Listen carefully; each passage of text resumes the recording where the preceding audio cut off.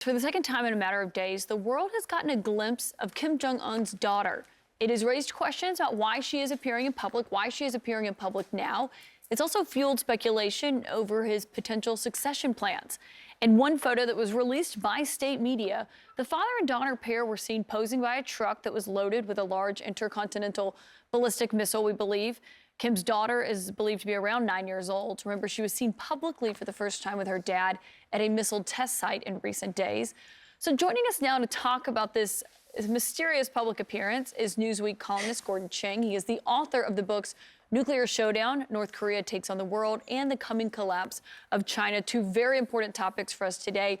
So I just want to start with what we are seeing with his daughter appearing in public, because it's a break from precedent of what we've seen past leaders in North Korea do, where typically they haven't appeared with their children in this way unless they were confirmed to be their successor. What do you make of this? Well, the most likely explanation, Caitlin, is that little Jew A is his successor, but this is North Korea. So probably the most likely, the most common sense answer probably is wrong. You know, it could also have something to do with Kim's sister, Kim Jong Un, who is extremely capable and seemingly ambitious. And maybe Kim Jong Un is telling her to back away, forget about taking over if Kim Jong Un passes. Remember, Kim Jong Un is a series of medical problems, diabetes, heart issues, some other things as well. And so succession is a matter of some importance in North Korea right now. Yeah, absolutely. And, you know, we had just learned about his daughter not that long ago from Dennis Rodman. We really didn't know much about her. What do we know? And what have you learned? Because these photos are being released by state media. It seems obviously quite intentional. Yeah, we don't know very much, except that she's probably 9 or 10 years old. Rodman is the reason why we know her name. And the thing that's really interesting about these photos is that the mother who was with them at the time is not in the picture. So, you know, we have to figure out what that means. But right now, we know very little except that Kim Jong Un has 3 children. They're all very young. None of them are of the point where they could actually be groomed for succession. So the designation of one of them is really unusual. Well, this coupled with what Kim Jong Un and the regime said over the weekend very explicitly about wanting to be the foremost world nuclear power. How do you think that this ties into that? Well, the pictures of the daughter are both in connection with the Hwasong-17, which is an intercontinental ballistic missile, been tested 3 times, been successful twice. And this is a missile that can reach any part of the United States.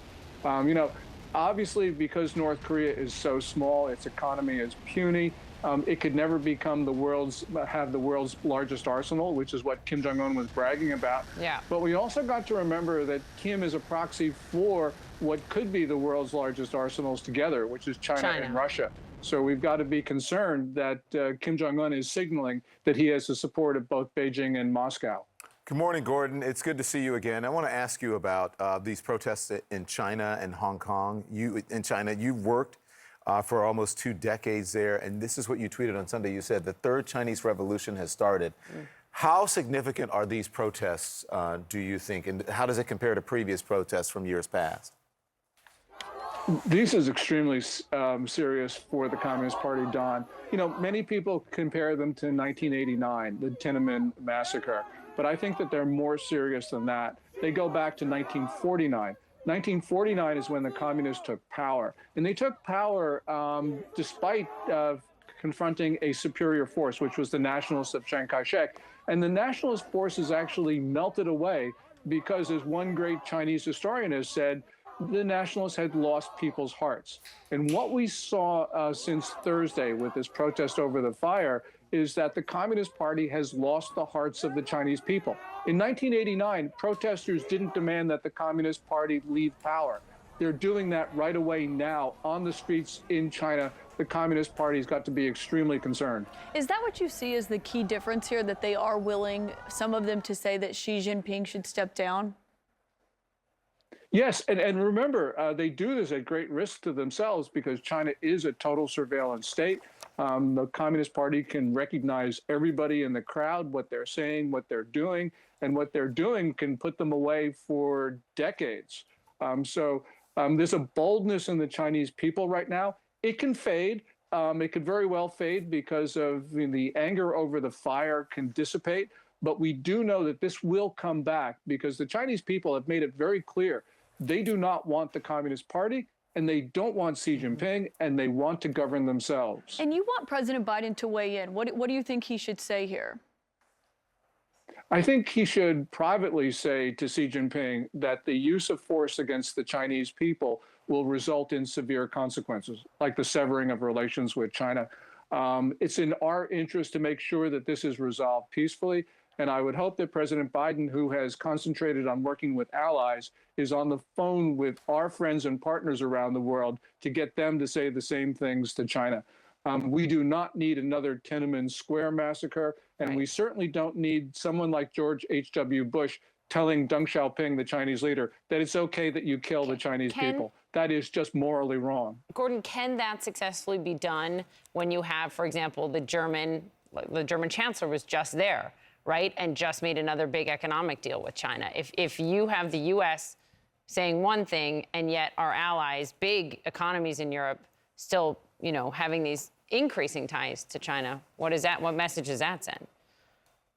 Yeah, Chancellor Scholz's visit to Beijing was certainly disappointing, but we got to remember that the Chinese and the Europeans were set to have this comprehensive agreement on investment in December 2020, which was a real slap to then incoming President Biden.